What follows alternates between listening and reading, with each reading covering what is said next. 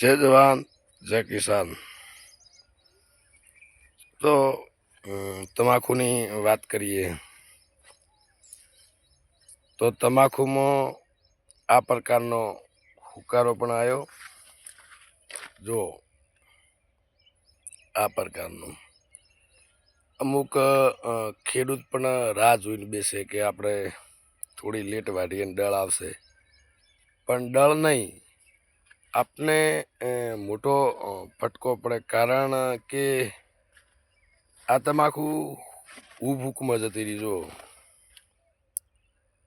મતલબ આ ખેડૂત થોડો લેટ છે વાઢવામાં। જો નહીં વાઢે તો મતલબ હાલે આ ખાખરું થઈ ગયું, આનું કોઈ વજન નહીં થાય। જો આ રીતની બધી હુકાઈ જઈએ। જો હું તમને બતાવું બધી તમાકુ ગોડે ગોડ એક એક ગોડ, કે આ ગોડ નથી હુકારો આવ્યો પણ એ પણ નથી। જુઓ આ બધો હુકારો તમને દેખાય રિયલમાં। જુઓ આ બધો સુકારો છે અને તમે વિડીયોના માધ્યમથી પણ દેખી શકો છો। આ તમાકુ મતલબ સિર્ફ ઓનલી ફોર 50%માં તમાકુ આવી ગયા, અને ધકે વાવેતર કર્યું તો એ પણ 50%માં હતી ને। હવે હાલે અત્યારે તમે વિડીયોના માધ્યમથી જોઈ શકો છો। આ જો સુકારો બધો લાગે છે ને તમને, કોઈ જગ્યા ક્યાં બાકી નથી કે અહીંયા સુકારો નથી। અને આ ખેડૂતે પોણી પાયું પોણી પાયું એટલે જમી હુકાવામાં થોડી કડક થવામાં ટાઈમ લાગી ગયો, એટલે રાહ જોતા જોતા આટલો હુકારો આવી ગયો। આ ગોડ જો એક એક ગોડ આ રીતનો સુખારો હોય, દાખલા તરીકે આપણે વિચાર કરીએ તો આનું વજન નહીં થાય। કારણ કે એક કાગળ જેવું પોંદડું થઈ જાય એટલે એ વજન પકડે। એ કરતી તો નોર્મલ કાશી હોય ને કે દેખાય વેમ જેવું લાગે કે આપણે દાખલા તરીકે હવે આને હુકારો આવવાનો ચાલુ થયો હોય નોર્મલ, તો એમને તમાકુ વાઢી નખાય, ઘણી ઊભી રખાય નહીં। અને દાખલા તરીકે દાખલા તરીકે પોણી પણ આપણે પાઈ દીધું અને સમય પણ થોડો હોય ને વધારે તેમ દિવસ નીકળે એમ હુકારો વધારે આવતો હોય। જમી દાખલા તરીકે ઠાર વધારે હોય, જમીનની અંદર ને ભીની હોય, તો એ તમાકુ વાઢી નાખો તો એ નેચે ઠાર પકડે એટલે તમે ગોડ ભીની જમીન વાઢીને નાખજો, એ પોંદડું હાવ કાળો ભટ્ટ પણ પડી જશે, હાવ કાળો ભટ્ટ। તો અમારા ખેડૂત મિત્રો, હવે તમાકુ કાશી હોય કે પાકી હોય, આગતરી હોય કે પાવન હોય, એ તમાકુની આપણે રાહ જોવાય નહીં।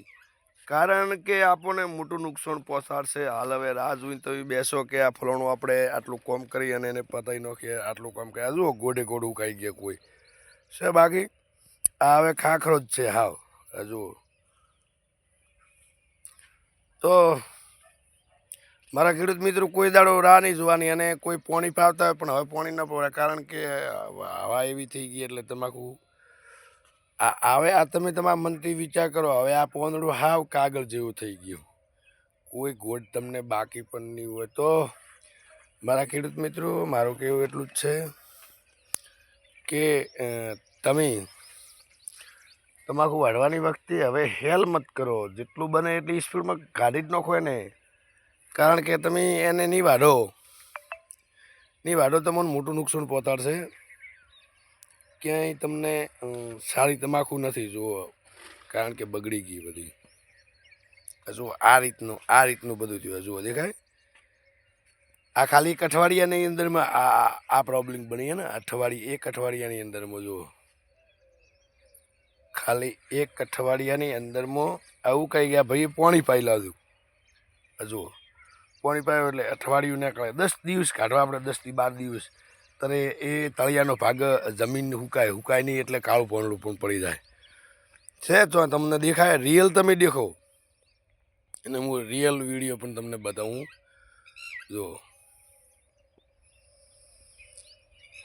ક્યાંય દેખાય તમને? જુઓ હુકાઈ ગઈ એક અઠવાડિયાની અંદરમાં। તો આરિયા તમાકુ પૂરી બગડી। તમાકુ બહુ મતલબ જારી હતી તારી તો બહુ સારી હતી, અને હાલે તો તમે જુઓ બધી મતલબ હાવ 25%માં આવી ગયા તમાકુ હાવ. આ પોંદડું કોઈ કોમનું નથી. જુઓ ગાળિયામ હાવ ગાળિયાના ભાવે જતું રહેશે, કારણ કે તમાકુ સારી હતી તો એ ગાળિયાના ભાવ જાય. હવે આ તમે તમારા મનથી વિચાર કરો. હવે આને છે દળ. તમારા ખેડૂત મિત્રો બસ મારું એટલું જ કહેવું છે કે તમે વાઢવાની વખત કોઈ હેલ ના કરીએ. જો બધી બગડી ગઈ, જો બધો હુકારો આવી ગયો ને, જુઓ છે. તો બસ વાઢવાની કરો ઉતાળ મારા ખેડૂત મિત્રો. મારું કહેવું એટલું. જય જવાન જય કિસાન.